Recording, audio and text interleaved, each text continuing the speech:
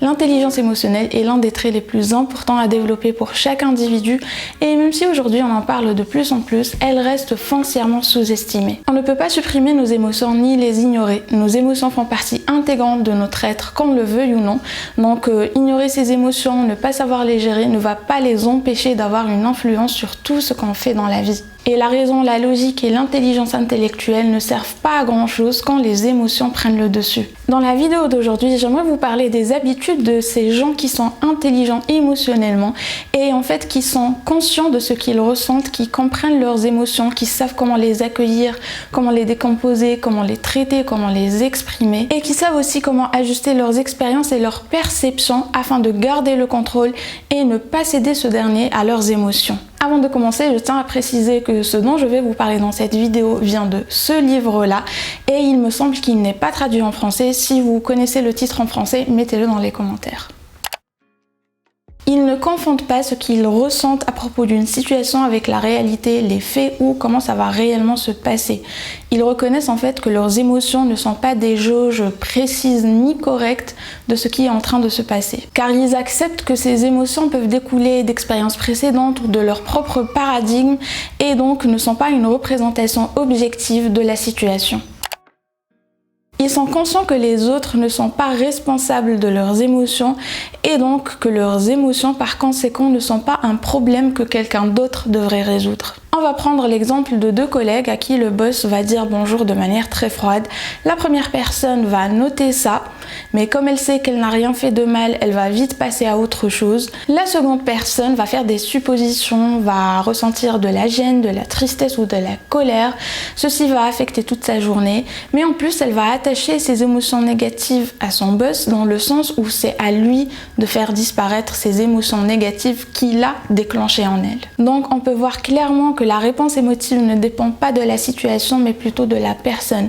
Pour ma part, je sais qu'auparavant, si une personne me faisait une queue de poisson sur la route, ça me mettait dans tous mes états. Je ressentais énormément de colère, mais avec le temps, je me suis rendu compte que ça me faisait du mal à moi uniquement, ces réactions-là. Mais en plus, j'étais quelque part outrée de donner autant de contrôle sur mes émotions à un étranger sur la route. En fait, je permettais à quelqu'un que je ne connaissais même pas de me mettre dans un tel état. Mais aujourd'hui, quand ça m'arrive, étant donné que je n'ai pas de contrôle sur l'autre personne et sur ce qu'elle fait, j'ai uniquement du contrôle sur ma propre personne, sur ce que je fais, mais aussi sur mes réactions. Je ne ressens plus de la colère, je suis juste reconnaissante en fait d'avoir su gérer ma voiture et qu'il ne se soit rien passé de grave. Et bien entendu, ce n'est pas quelque chose qui arrive du jour au lendemain, c'est quelque chose qu'on cultive avec le temps. Mais à partir du moment que vous êtes conscient que votre réaction émotionnelle est démesurée ou qu'elle ne vous sert pas, vous allez commencer à défaire ces automatismes. Ils n'ont pas d'idée fixe sur ce qui les rendrait heureux. Étant donné que notre seul cadre de référence, ce sont nos expériences précédentes, eh bien on n'a pas vraiment les moyens de déterminer qu'est-ce qui nous rendrait vraiment heureux. Car on n'a pas encore tout vécu. Et en comprenant ça, ils restent ouverts aux nouvelles expériences vers lesquelles leur vie les dirige, tout en sachant que chaque expérience vient avec ses bons et ses mauvais côtés. Ils ne pensent pas que ressentir de la peur, c'est forcément un signe qu'on est sur le mauvais chemin. Par contre, ressentir de l'indifférence est souvent indicateur qu'on est sur le mauvais chemin.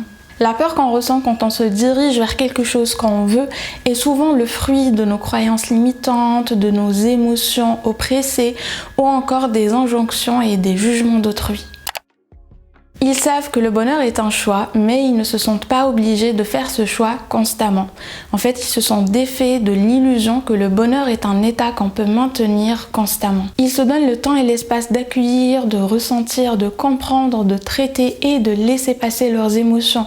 Car en fait, c'est en opposant de la résistance, en essayant d'ignorer ces émotions qu'on s'accroche encore plus à elles, car en fait, on va les bloquer en nous, ne pas les laisser passer, et c'est uniquement en ressentant ces émotions qu'on va les laisser passer et du coup partir, et dans le cas contraire, on va se retrouver avec un cumul.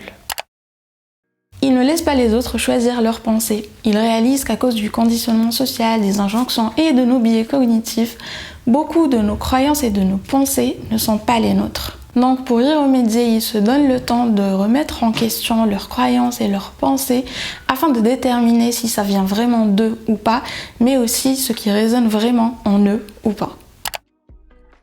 il réalise que l'indifférence ou prétendre l'indifférence, ce n'est pas de l'intelligence émotionnelle. Il ne s'agit pas de tempérer, de minimiser ou d'ignorer les émotions, mais plutôt d'avoir la capacité de retenir sa réponse émotive jusqu'à ce qu'il soit dans un endroit ou dans un environnement où c'est approprié de ressentir pleinement cette émotion, de la traiter, de la comprendre, mais aussi de savoir comment l'exprimer. Ils n'oppressent pas leurs émotions, ils les gèrent de manière efficace. Il ne se confie pas à n'importe qui. La confiance et l'intimité est quelque chose qu'on bâtit dans une relation et donc ce n'est pas quelque chose qu'on partage à tout va. Ce qui ne veut pas dire qu'ils sont enfermés sur eux-mêmes ou qu'ils ne sont pas amicaux, ça veut juste dire qu'ils choisissent très soigneusement les personnes qu'ils introduisent à leur vie.